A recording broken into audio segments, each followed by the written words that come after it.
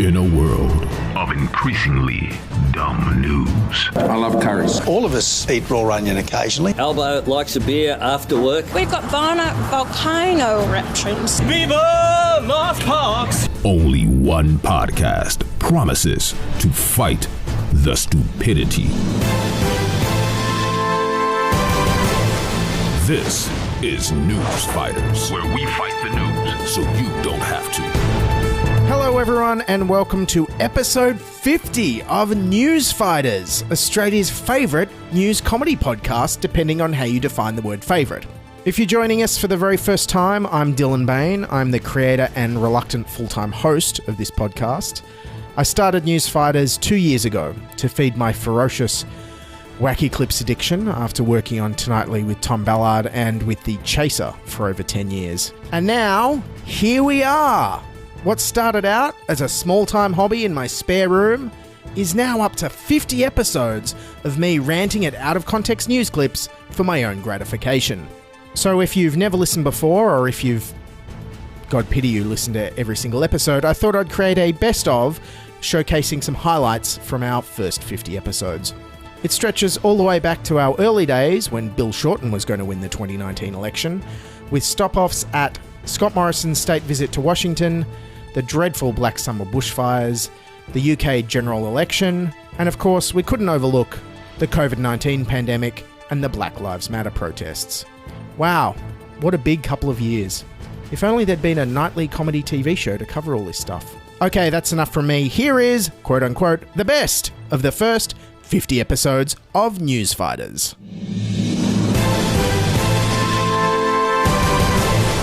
This is Newsfighters, where we fight the news so you don't have to. Hello Australia, welcome to Newsfighters for today. It's Tuesday, April 30th, 2019. I'm your host Dylan Byrne.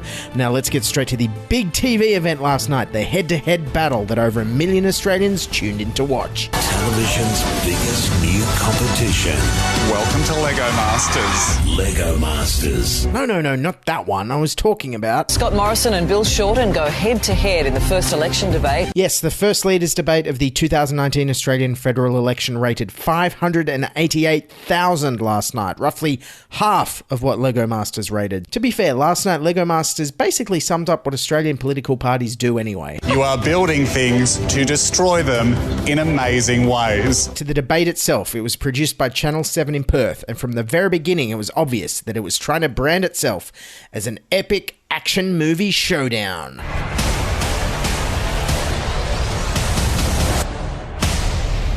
Yes, the music was reminiscent of the movie Inception, which was an apt metaphor for the entire election campaign, because like Inception, it goes for far too long, everyone wishes it was over, and it's left everyone questioning whether or not we're living in a horrible dream. The over-the-top sound design didn't stop there. The entire debate was punctuated by random, out-of-sync sound effects that sounded like a bad noughties TV game show. As you're watching the leaders' debate, every question asked tonight. Well, thank you, Basil, and thank you to all of those who have joined us tonight.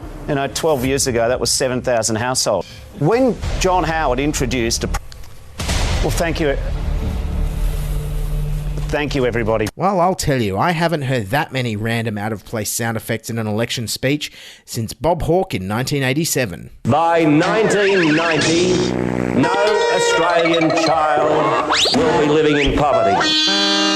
Anyways, in the post-debate wash-up, moderator Mark Riley had this to say about Bill Shorten's performance. Bill Shorten handled it with kind of a deftness. Yes, a deftness. And here's some of Shorten's trademark deftness with language. People aren't putting solar rooftop on their roofs. So have all the other pensioners. So does everyone else who works tax for hip surgery and cataracts. If I stop giving someone who's wealthy some money, we're stopping giving them some money. Also, being a televised debate, Bill Shorten tried to give concise, short answers and failed. Here's an example, just to show you what I think this government... Oh, I'm answering your question. What happens currently in Australia, and it's got to take 30 seconds because... But I'll tell you what, it's a big issue, and let's be really clear, and I'll be another 30 seconds on it. What happens is... Yeah, begging for extra time there. Well, thank God Bill Shorten was never a contestant on Sale of the Century's Fast Money. Time is on the clock, 60 seconds. Time starts now. Which animal features on the national coat of arms of Denmark? Well, no, but I'll tell you what, it's a big issue, and let's be really clear, and I'll be another 10, 30 seconds on it. Welcome to Newsfighters. I'm your special Pilot Week guest host, Mark Humphries. Not bad.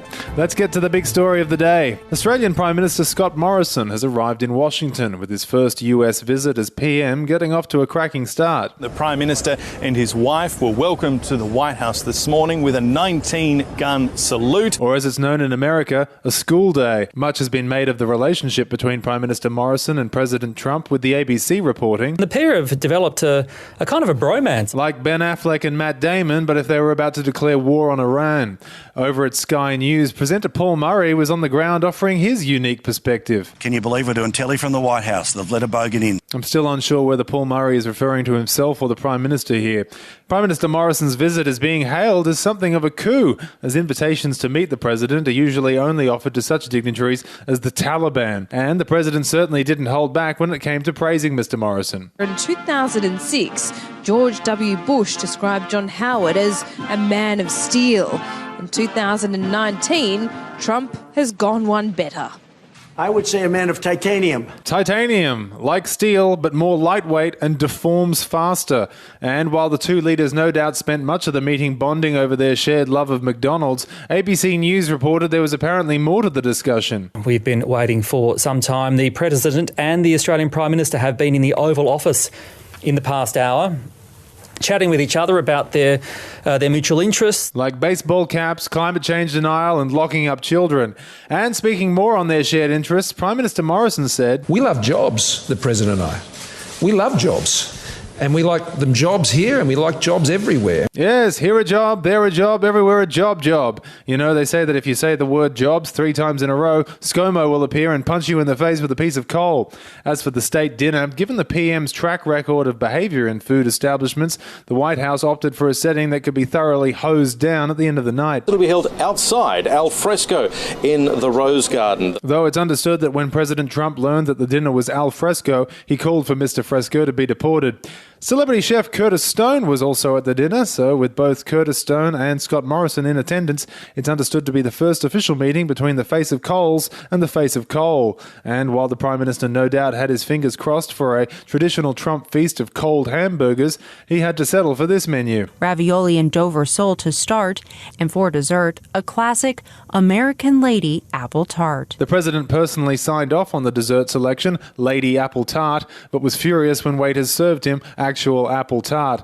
And while the dinner was attended by the likes of Greg Norman and Gina Reinhart, Channel 9's Chris Uhlmann observed an unexpected visitor to the White House. One man over here protesting Donald Trump in a Grim Reaper's outfit. Though this Grim Reaper sighting was later explained by organisers of the state dinner. The guest list includes Rupert Murdoch. And speaking of Murdoch, his Sky News channel snagged an exclusive interview with President Trump. Move over, Frost Nixon. Get ready for Murray Trump. A Sky News exclusive. Mr. President, how are you? Paul Murray, lovely to meet you, sir. Yes, Paul Murray there asking all the tough questions like, how are you and lovely to meet you.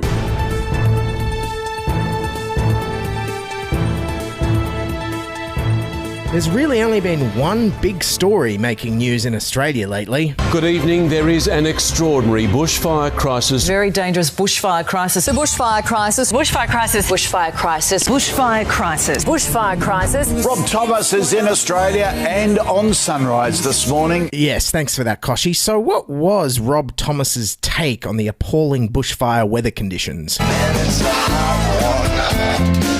Smooth jokes aside, not to be outdone, Nine's Today Extra was following the other huge news event. Also making news, the conspiracy theory that climate change activist Greta Thunberg is a time traveller. Yes, and we have exclusive audio of Greta Thunberg's reaction to the quality of journalism on Show at 9 lately. How dare you! Yes, the nationwide rural bushfires have even impacted the inner cities, with Sydney covered in a thick hazardous smoke haze for several days. In some Sydney suburbs, the air quality was almost 10 times worse than Beijing this morning. Paramedics treating more than 80 people for respiratory problems. Sydney's nickname, Big Smoke, never more appropriate. And let's just say these visiting tourists sure weren't impressed. This is my first time to Sydney, and so I hope you're not like this all the time. My nose is irritated and my throat's irritated. The weather in China always smoky like this. Cool, well, at least Australia is starting to resemble a world economic superpower in one way.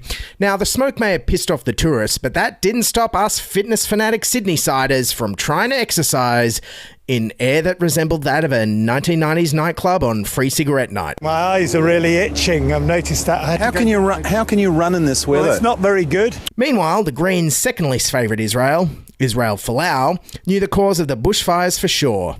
Gay marriage. Former Wallaby Israel Folau has delivered another shocking, explosive sermon, claiming Australia's drought and deadly bushfires are God's revenge for same-sex marriage and abortion. These bushfires, these droughts, all these things have come in a short period of time. You think it's a coincidence or not? Hang on, what was he again? Former Wallaby Israel Folau. Former Wallaby? I didn't think Christians believed in evolution.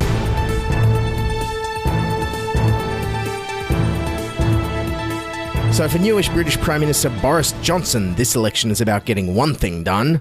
What was it again? We're going to get Brexit done. Get Brexit done. Get Brexit done. Get Brexit done. To get Brexit done. Yes, that's funny. I seem to remember his slogan being slightly longer a few months ago. Let's get Brexit done by October the 31st. To get Brexit done by October the 31st. Let's get Brexit done on October the 31st. Well, that's what happens when you don't get Brexit done. Meanwhile, Labour opposition leader Jeremy Corbyn, who is 10 points behind and actually wanted this election for some reason right now, keeps bringing his election pitch back to one issue, the National Health Service. Our NHS is not for sale. And if that strategy sounds familiar to us Aussies, it's because it almost won Bill Shorten in the 2016 election. Labor will never support the privatisation of Medicare, full stop. Yes, and that's how Bill Shorten became our Prime Minister. Jeremy Corbyn also has an ambitious and radical renationalisation agenda that he promises is going to piss off a lot of people. I accept the opposition of the billionaires, because we will make those at the top pay their fair share. I accept the hostility of the bad bosses paying poverty pay, because we will give Britain a pay rise. I accept the implacable opposition of the dodgy landlords, because we will build 1 million homes. I accept the hostility of the big polluters. I accept the fierce opposition of the giant healthcare corporations.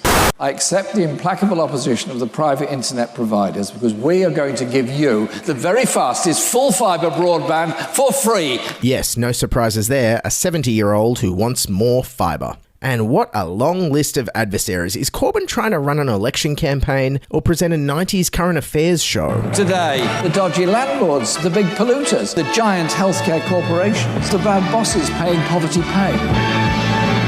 Yes, all he was missing there was dodgy plumbers.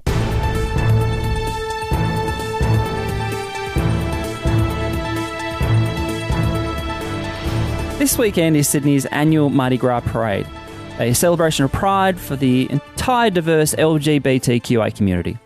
Over the past few years, the event itself has become even more inclusive, expanding to embrace the LGBTQI-GC community, with the GC standing for Giant Corporations. One giant corporation really thrilled to get more involved this year was ANZ. Last week, they released a controversial ad called Love Speech, aiming to promote the idea that words do hurt, explaining that homophobic slurs are still posted online more than 43 times per minute. To help combat this shocking stat, ANZ went ahead and released an ad full of homophobic slurs. Unlike ANZ, we'd like to warn you that you're about to hear offensive slurs. So tell me what your name is. My name is faggot. Dyke. Lezo. Faggot. Faggot was my whole childhood. Oof. Happy Mardi Gras! The bank also developed a Chrome extension called the Hurt Blocker, which finds and replaces slurs online with celebratory emojis such as rainbows and unicorns, effectively ending homophobia once and for all. Good work, bank. This idea has been criticised as angry face emoji, poop emoji, another poop emoji, devil emoji, thumbs down emoji. The Hurt Blocker extension doesn't work on video, meaning that after installation you can still be confronted with homophobic slurs. For example, like in a horrible ad I saw from ANZ. There are all these homophobic slurs. I couldn't block them. There was a lot of backlash online, with many people finding the campaign upsetting and confusing. This forced ANZ to release a follow-up ad. Let's have a listen to it now. Hi, I want to let you know that here at ANZ, we have listened to all your feedback. We've received thousands of tweets and social media posts telling us that we missed the mark. And we hear you. We hear that everyone online has been discussing our ad and that we received a large amount of media attention, giving us high numbers of engagement and free advertising, making this all completely worth it. For us. We've upset a lot of LGBTQI people, and so we now want to say sorry. Sorry to everyone else in the queer community that isn't on Twitter and missed us calling you triggering insults. That's why we are doubling down, extending our service to reach the rest of you. From tomorrow, you will be able to visit any one of our many branches around Australia and be called a slur face-to-face by one of our friendly customer consultants. If you can't make it to a branch, simply visit one of our many gay TMs converted for this new campaign. With each trans action, the machine will call you an appropriate slur. I see you want to change your PIN. Have you tried changing your life instead, you filthy? Your card has been swallowed, just like you Mardi Gras you And keep an eye out for our float at Mardi Gras this weekend. On it will be straight men in suits stuffing their pockets with profits made by making empty gestures to the community. Additionally, as the float passes by, the men will shout slurs at marginalised people on the sidelines. After Mardi Gras, we hope to continue to do better. And by do better, we mean come up with new ways to distract everyone from all our other corporate issues. Like the fact bushfire survivors have joined an environmental group in a claim against us, accusing ANZ of financing the climate crisis because we are one of the largest investors in fossil fuel projects in the country. But here at ANZ, we believe in equality, and nothing is more equal to us than the entire planet becoming unlivable for all humans, gay or straight. Words hurt, but not as much as the end of the world.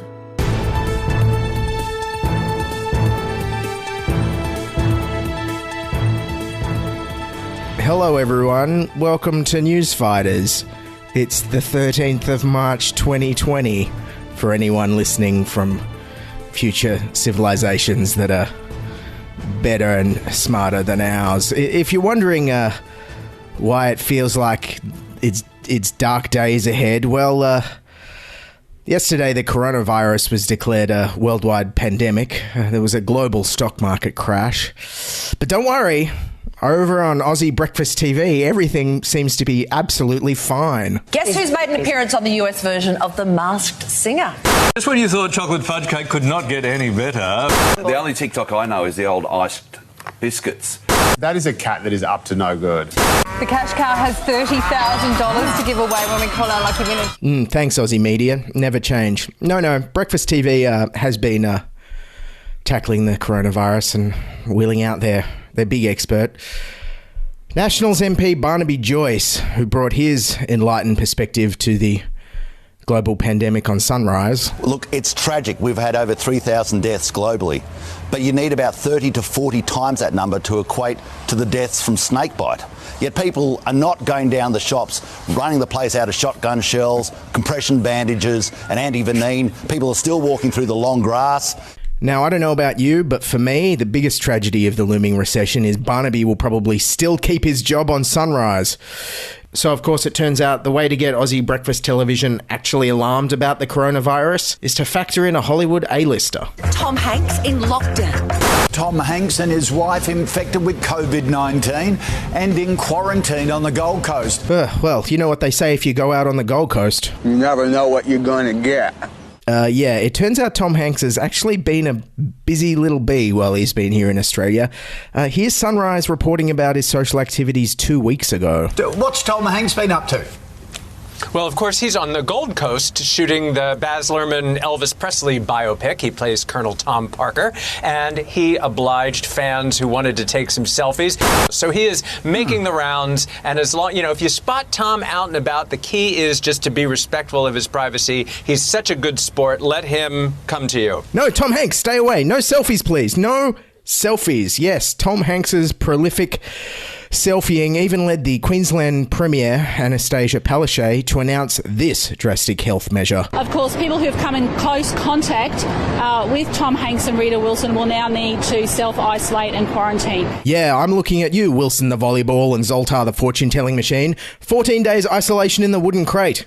Labour leader Anthony Albanese really wasn't that fussed about Hanks's diagnosis. Tom Hanks and his wife have tested positive to coronavirus. How worried are you about public figures getting infected and then obviously passing it on through their daily lives? Well, I'm worried about every person, whether no one's famous or not famous when it comes to a virus. Yeah, they're not famous. I think Albanese's quite in touch with that demographic.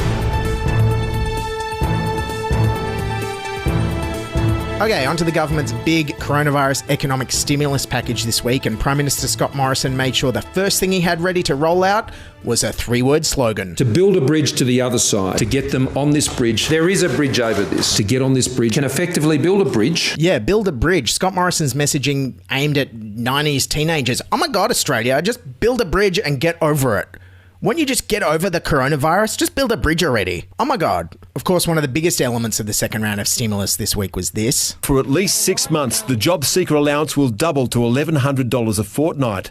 The job seeker allowance, formerly known as Newstart, is being doubled. Yes, Scott Morrison doubled Newstart. And I'll tell you who would absolutely hate seeing Scott Morrison double Newstart, and that's Scott Morrison from last year. Well, the Prime Minister, Scott Morrison, has emphatically ruled out increasing the rate of Newstart. What do you think that quiet Australians think about an increase to Newstart? They believe the best form of welfare is a job, and they believe that our welfare system should work as much for taxpayers as it does for those who benefit from it. I will not engage in the unfunded empathy of the Labor Party, Mr. Speaker. Ooh, boy, Scott Morrison would sure hate Scott Morrison right now. Meanwhile, on the home front, I mean the literally stay-at-home front, Scott Morrison has received a lot of flack for his confusing mixed messaging. On Tuesday night, he said this. Stay at home unless it's absolutely necessary that you go out. But then, in the exact same press conference, he said this. But it is important for people to go to the shop. It is important to go to the shopping centre. It is important that they get access to these normal services. It's important for them because they need it. It's also important for our economy that it continues to operate and function as much as possible. Okay, wait, what? Stay at home but keep your businesses open. Why? What? Oh, wait, I know. See, what we're doing is keeping as many businesses as we possibly can open. Okay, why are you keeping non-essential businesses open if you want us all to... Stay at home. Scott Morrison was challenged about this by a journalist on Wednesday and said this. Well, you're suggesting I should close down businesses where there's no medical advice that they should. I don't understand why we would cause that harm to a business and all their workers and their livelihoods for the sake of some sort of message convenience. But you just shut down every gym, pub, bar, club, house inspection and restaurant in the country. What's left? Where are we meant to go now? People can still go to car yards. Yeah, come on, kids. Let's do what the Prime Minister says and go hang out down at the car yard. But Dad, we hung out at the car yard yesterday. Shut up, son. If the Prime Minister says we can go hang out at the car yard, we're going to go hang out at the car yard. And yes, onto the biggest story of the last couple of weeks that's overtaken the pandemic and the recession, and that's the horrible and tragic police execution in America of George Floyd and the Black Lives Matter protests that have erupted around the world, including here in Australia. Our Prime Minister Scott Morrison spoke out in support of Australian protests against police brutality and Aboriginal deaths in custody. I think the anxieties and frustrations that they're feeling, it's a free country. People will make their protests and make their voices heard. No, who am I kidding? Of course, that was him supporting the right of anti-5G, anti-vaxxer conspiracy theorists to protest during a pandemic. Here he is addressing the anti-racism protesters. And I say to them, don't go. So this isn't about issues regarding people's ability to express themselves and engage in protest activity. We all respect that. Yes, and despite the government's advice, huge Black Lives Matter protests went on all around Australia on the weekend.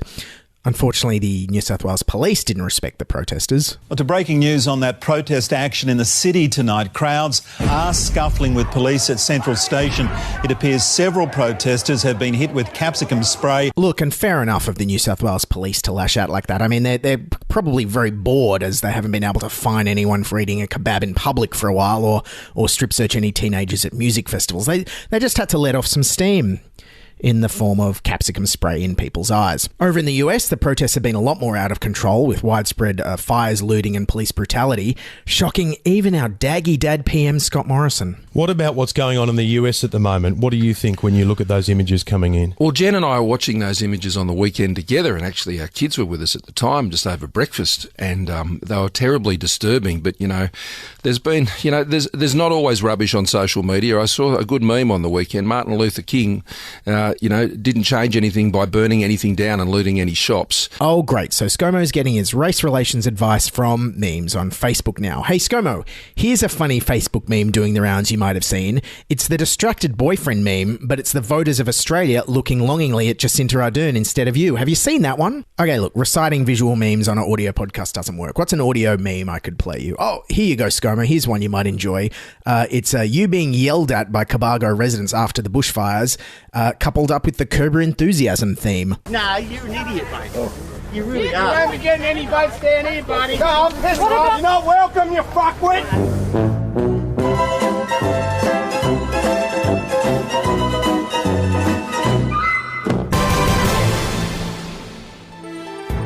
Yes, there we have it, the best of the first 50 episodes of Newsfighters. Wow, what a lot of work.